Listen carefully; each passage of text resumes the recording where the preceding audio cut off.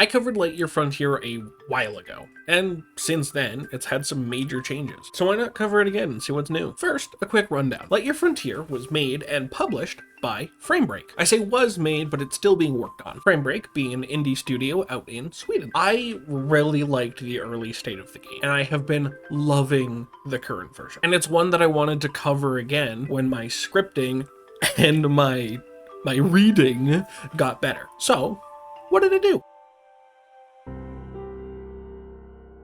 I spent 3 days building a singular road. I'm not joking. I spent 3 days making one road. Three real life days. I was being inefficient, and there were a lot better ways to do it, but it was worth it. There's a pillar height. No. I see the goal, which is great because I've been doing this for a little bit, and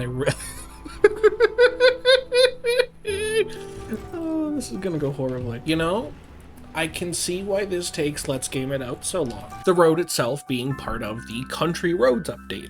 It's kind of in the name. Country Roads adds a multitude of things, like hauling larger resources to mine. You can do resource extraction, or you can play a game of Copper Ball. What? Hey, you wanna play Copper Ball? What's that? Ah! There's more upgraded versions of machinery for better batch crafting, and a whole new milestone to reach featuring some of the previously mentioned stuff. There's also more stuff in the previous milestones, like the roads themselves, which are faster and cheaper to move on than basic terrain. It's been really fun to try out, especially with how big the map is now. Okay, I won't do that again. I didn't know that could hurt me. The last time I covered Lightyear Frontier, the map was a lot smaller. At least it certainly felt smaller. I'm pretty sure I'd be able to fit the entire map into part of this map. I'm on the Legacy version just because I needed to grab some footage of it. But like, this is weird and reminiscent. And why am I overweight? Oh yeah, I can absolutely fill the entirety of this map on the other one. Instantly, I realized with the Legacy version, I cannot go third person as far as I'm aware. But, man, this is weird. The mech moving feels and sounds different. Where did I live? Okay, am I going the right direction? Is it this way? Yes, it's this way. Maybe the 5 houses, there's not even 5 players that can play this game. This is a 4-player game. Even in the Legacy version, this game had such a sense of scale. Holy shit. That's so cool. Oh, this is a village around the crash site. Okay, that's cool. I like that. You know, past me, you're kind of smart sometimes. Man, you could have at least finished your structures. Oh yeah, and you couldn't enter the houses, so you had to sleep like that. Like, I just wanted to show that, like, it's like, this biome is a couple steps away. If I wanted to come here, it was just like, la-di-da-di-da. Oh, hey, look. The yellow forest. And easy as that, I'm in the forest. I remember this. I remember looking at this the first time and being so interested in this place, and yeah, and collecting all the artifacts. Compare this to the new version of it in Hexagon Valley. These plants aren't even in the current version yet. And this was my old place. I was actively moving out to the new area. Oh, wait. I can go into third person.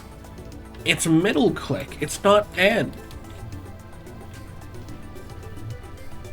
What did that say? Now though, the map is so big that going on an adventure to find crops or materials feels like a dedication to a task. Yeah, I think it's safe to say it'll fit.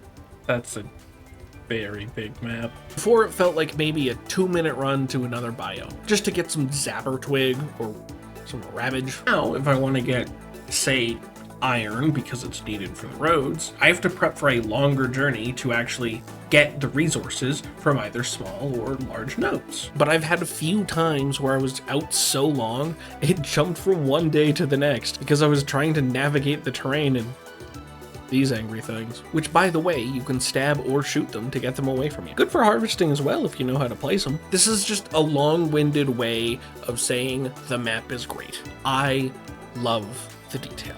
I love the ruins, and I love that I can point at and recognize some of them from the old map. I also love the sky. I am a sucker for a good skybox. This one is so well detailed, and they didn't need to make the cannon actually point towards the planet it needs to when firing, but they did, and it's cool. Do it, do it, do it, do it. Fill it up, and then watch the coolness. Hey, you might want to step back.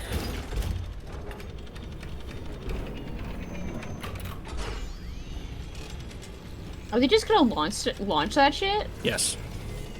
No fucking way. What?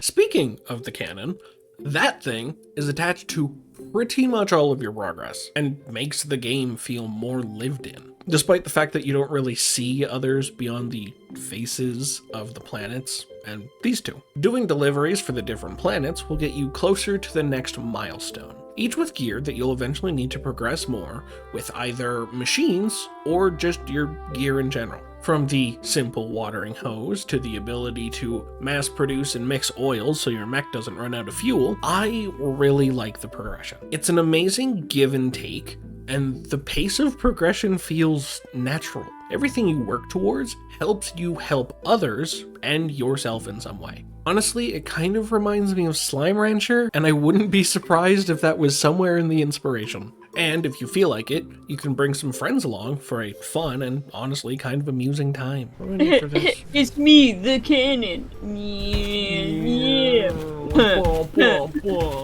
The game has 4-player multiplayer because stability, so you and your friends could all do your farming together. Alternatively, you could all spread out and do some farming separately, getting the plants and minerals you'll all need. Do you see my hands twist and shit? I do see your hands twist and shit. That's so much fun. Just be aware that you can hurt each other. Good if you want to set up a minigame, bad if one of your buddies has a trigger finger. If you aren't a fan of taking damage or just want to change the day length fuel consumption or some other general options, you can head to the settings well in your save. Personally, I run with about half fuel consumption just for comfort.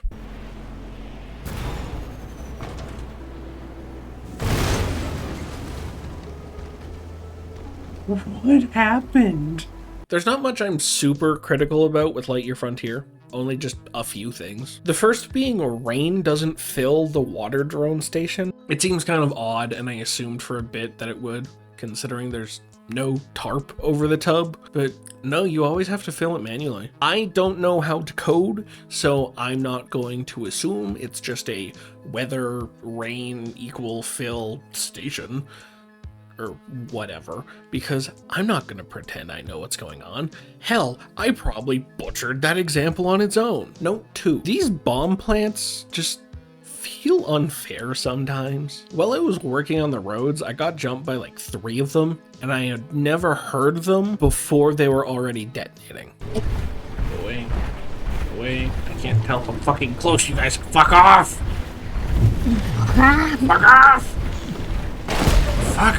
If there was some way to push them away from a small area, like a modified strange lamp or a better way to tell if they're nearby, I think I'd be more okay with it. And finally, I can't use the Trailblazer mode while hauling. The arm's already up there, and I think it would just make things go faster. Even if I need a specific module to do it, I think it'd be a lot better than just having to lug my feet around the entire way.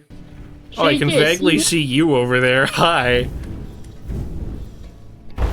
Right when you walk. But if you ask me, it's kind of a good sign that out of all of this game and the about 80 hours I've played of Lightyear Frontier, my only 3 criticisms are quality of life. It's a game I'd recommend to anyone looking for some nice farming and exploration experiences, or who just like clunky mechs. I mean, literally a tractor, look at it. It's a calming game you can really get into, and its sound design and music help drive it home wonderfully. I doubt this makes sense, but it sounds like how I remember the Backroads feeling when I was younger. If you're interested at all in Lightyear Frontier, it'll be linked below. Otherwise, thank you for watching. If you enjoyed, and I hate that I have to say this to grow, do consider subscribing, and I might show up in your feed again. Otherwise, that's all from me. See ya. I think the funniest part about this video is how late it is. I started working on this video before the update came out, the Country Roads. I started working on this before Country Roads came out. Today is January 26th, 2026, and I just got notified from Steam that there's a demo for a new kind of automation-based update. So this has been a little bit late. But hey, that's how it happens.